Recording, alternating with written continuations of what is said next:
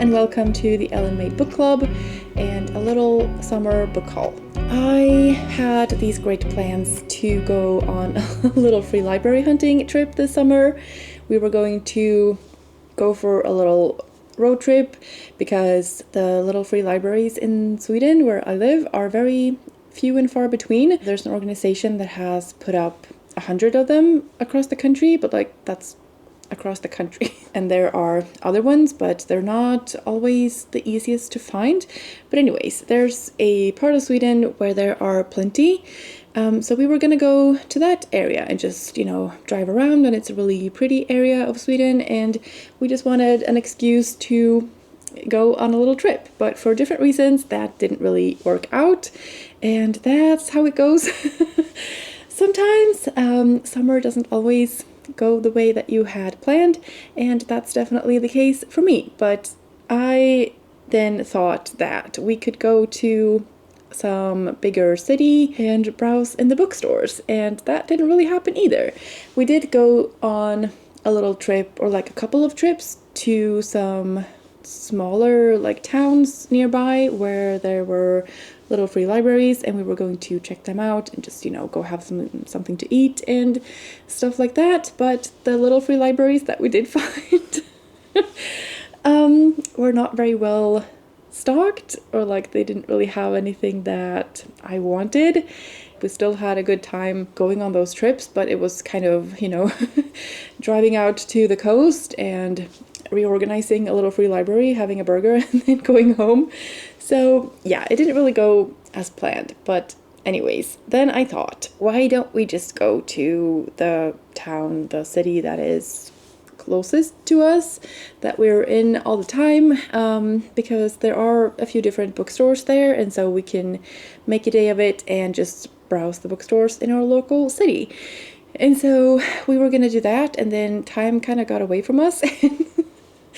We only got to 2 of them, but anyways, long story short, I got some books. The first 2 are from one of the little trips we did to a town nearby, and these are books that I had on my radar before we saw them there, and there wasn't a lot to choose from, but I was still very happy to find these 2. They are both written by women, and if you do not speak either Spanish or Swedish, these could be in translation. So if you're looking for a short book to read for Women in Translation Month, these could be good options. And they could also work very well for Shorty September, which is coming up after August. The first one is the Sommarboken by Tove Jansson, which is a book written in Swedish.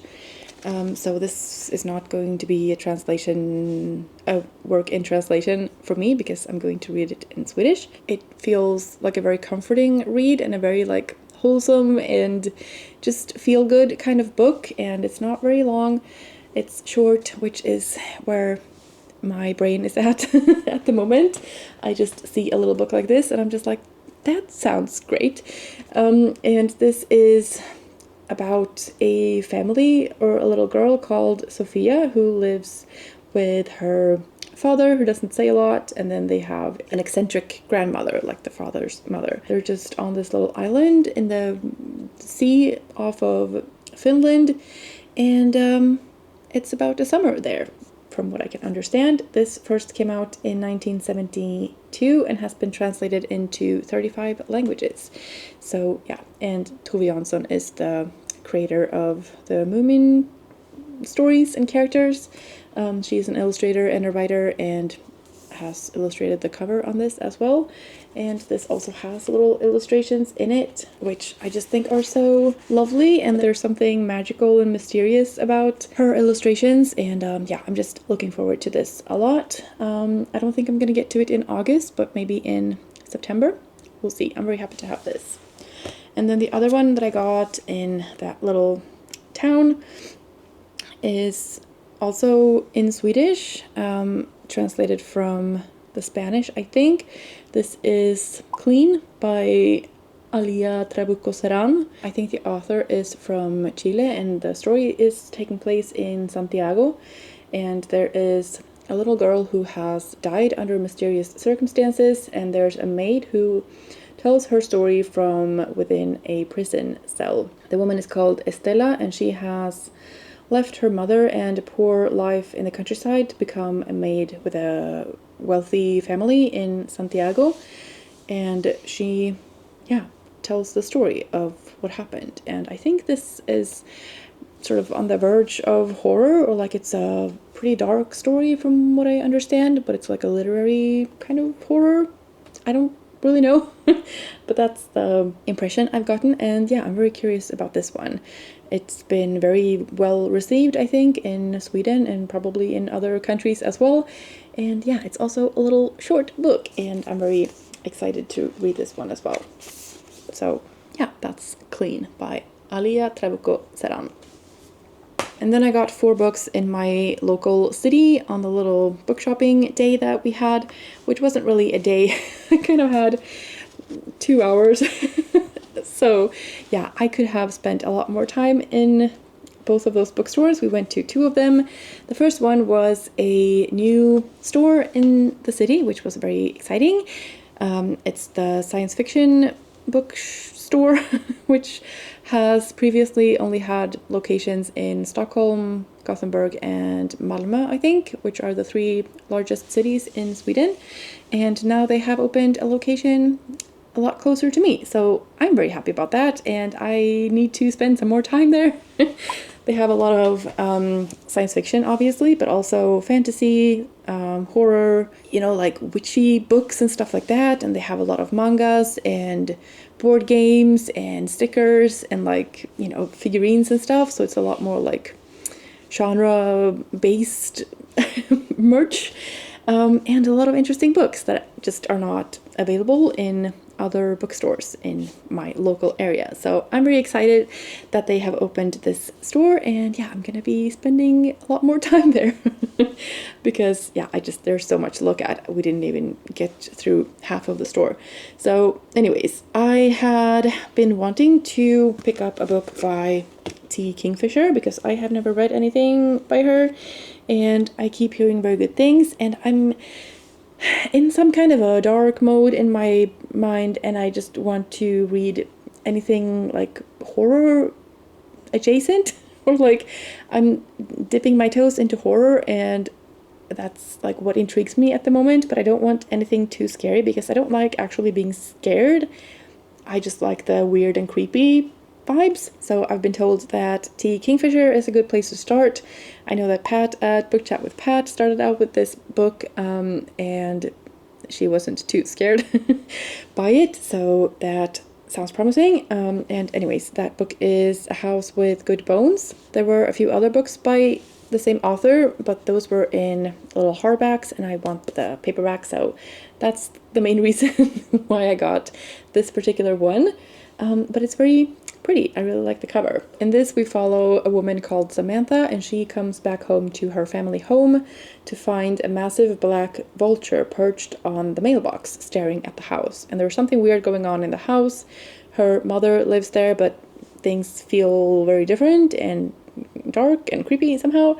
And but it's also said to be like funny. It says A House with Good Bones is A, funny, B, scary, and C, charming. And that sounds exactly like what I'm in the mood for to read. So yeah, I'm very happy I picked this up, and hopefully I will like it, and then I will have found an author that I can read a lot more from. And then I also got a book that was a bit of a wild card. There were so many books that I was like, oh, there's that one, and they have this one, and they have that one. Like, more popular books that I have heard more about, and I see everyone else reading, and I just, recognize the cover and stuff like that. And instead, I got Black Sheep by Rachel Harrison. I've never read from this author before. I just thought that the description sounded interesting, and I don't know, it sounded like a book for me. Nobody has a normal family, but Vesper writes is truly something else. Vesper left home at 18 and never looked back, mostly because she was told that leaving the staunchly religious community she grew up in meant she couldn't return. But then an invitation to the wedding of Vesper's cousin Rosie arrives. Something inside her insists she go, even if it means returning to the toxic environment she escaped. even if it means reuniting with her mother, Constance, a former horror film star and forever Ice Queen. When Vesper's homecoming exhumes a terrifying secret, she's forced to reckon with her family's beliefs and her own crisis of faith in this fiery, irreverent horror novel from the acclaimed author of Cackle, Such Sharp Teeth and Bad Dolls. And it says it's brilliant, underline-worthy writing, thrilling page-turning pace, and genuine laugh-out-loud humor. So that sounds like something I might enjoy. There's toxic family dynamics and a religious community and something creepy and also kind of funny. And yeah, it just sounded like something that I would like. And so I decided to pick it up. And then we stopped for something to eat, and then we headed to the next bookstore, and I picked up 2 books from that store as well. And the first one I had seen online somewhere. I don't think I've seen anyone talking about it, but I've just seen it and marked it as want to read. And it's called Idol Burning by Usami. And this is translated from the Japanese by Yoneda. This is about a high school student called Akira. She has only one passion in her life, her Oshi, her idol. His name is Masaki Ueno, best known as 1/5 of Japanese pop group Masa Masa. Akari's dedication to her Oshi consumes her days completely, until he disgraces himself and Akari's world goes into a tailspin. So it's a teenage girl obsessed with her idol, and he is said to have punched a fan, and yeah, her obsession kind of goes into spiral. And this is also very short. This is, about 130 pages or so. So I'm expecting this to be a very quick and fun read, and I'm very curious about it, and I'm very happy I found it. And then I've also been feeling lately like I want to read a book that feels like a Tarantino movie, so specifically like Pulp Fiction or Kill Bill.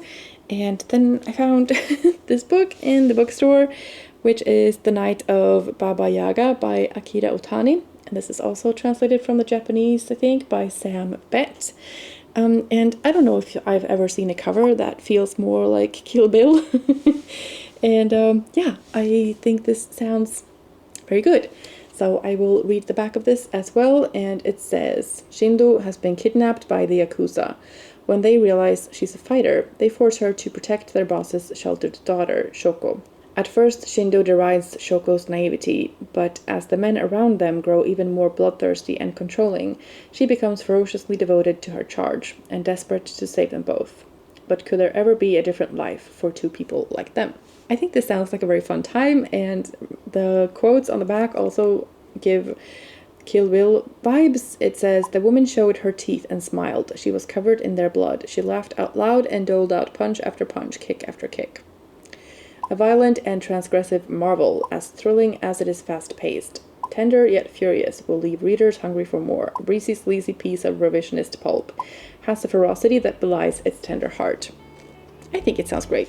So yeah, even though our little free library trip didn't really go as planned, I'm still very happy with this little stack of books, and I'm very happy to have found them in a city that's very close to me. And I will definitely go back to all of those bookstores, and there's still one that I haven't been to yet that I'm very curious to check out. And I will definitely be spending more time in the science fiction bookstore because they had a lot of interesting stuff to choose from. So yeah, that's all I have to show you for now. I hope you enjoyed. Thank you so much for watching. I hope you're having a fantastic day, and I will see you in the next one. Bye.